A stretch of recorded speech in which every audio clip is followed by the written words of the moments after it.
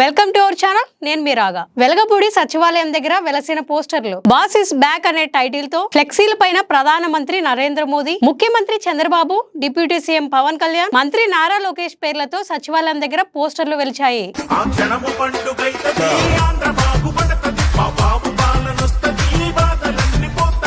మరో ఫ్లెక్సీలో మంత్రి అచ్చెన్నాయుడుకి వెంకటేశ్వర స్వామి విగ్రహాన్ని బహుకరిస్తూ కనిపించిన తిరుపతిరావు ఫోటో.